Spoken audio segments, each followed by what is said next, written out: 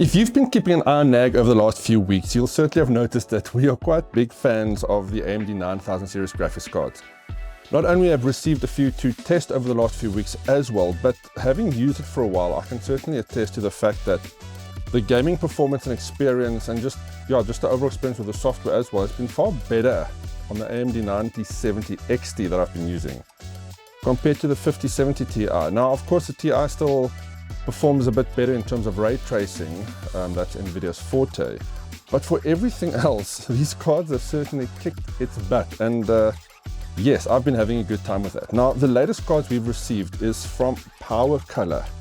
We've got two cards here, the 9060XT and the 9070XT. And the 9070XT is quite a nice one. I'll get to that just now. But let's do a quick unboxing. I want to show you some benchmark results. And yeah, I've been really impressed with these as well. I mean, it really comes down to price and kind of the aesthetics you want on the card as well. But yeah, let's check this one out. There we go, the Radeon 9060XT from PowerColor. It's called the Reaper, and it's a pretty straightforward setup, this. You'll see the card isn't very big. Two fans, straightforward cooling, this copper pipe and aluminum in there. But yeah, pretty straightforward card, nice looking. Let's see what the performance is like on this when we test it.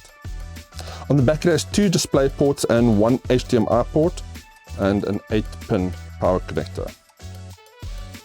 There's no RGB that I can see, but we'll see when we put it in for testing. And yeah, the 9060XTs do perform very well, but if you can afford it, you spend a little bit extra on that 9070XT in my opinion.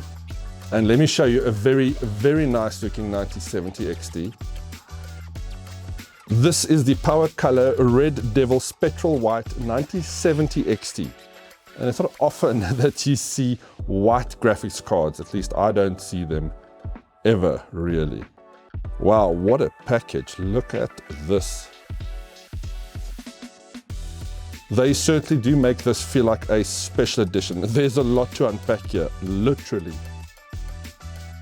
First up, you get a little card that gives you all the main features of your graphics card and a quick installation guide there should you need that. Then there's, what is this? This is like a sticker decal for your case. Yeah, very nice, high quality. It's like a metal, thin metal design. Then there's a sticker, a decal for your case. It's metal, so it's like thin metal and kind of nice shiny red on there. Next up, ooh, what is this? This is quite weighty.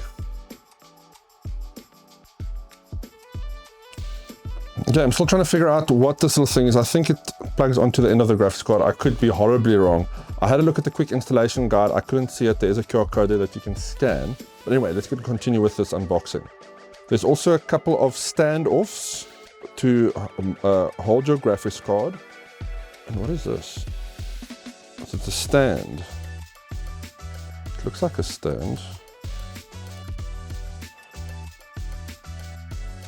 And a prying tool of some sort. I literally did no research on this before I opened this box. I'm a little bit perplexed. Oh, it should be. I love it. Okay, so they're keeping me very intrigued with, okay, so that's obviously the motherboard standards. We know what that is. But the one thing that's really intriguing me, and I must be honest with you, this is so, so cool. That's a keycap that looks like your graphics card. How cool is that?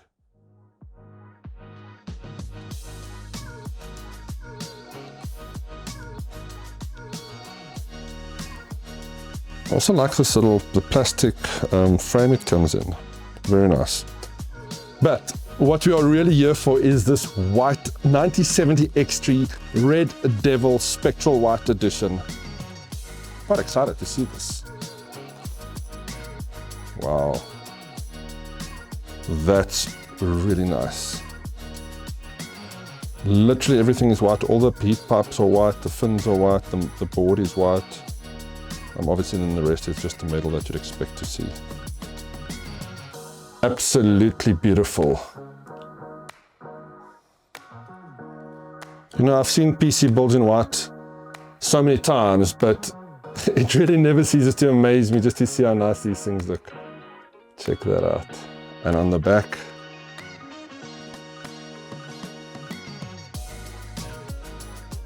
and this one has 3 8-pin connectors like we've seen with the other 9070 cards, which is perfectly fine. I'm very happy with those connectors. I don't need anything fancy. So enough about the aesthetics. Let's get into it. Let's do some benchmarking. These are the 2 cards, 9060XT and the 9070XT. I do look forward to seeing the performance on this one. But yeah, let's jump, get the PC test rig ready. Let's go. All right, so the benchmarks are done, and I'm not going to say I wasn't surprised at how well these cards performed. I'll do a little fancy graph on the screen.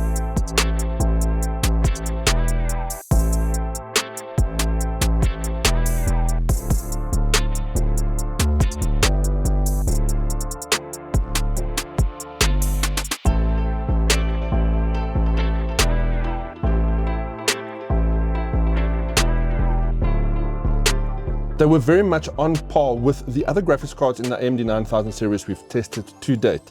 What I do like about this white Red Devil edition is very much the aesthetic.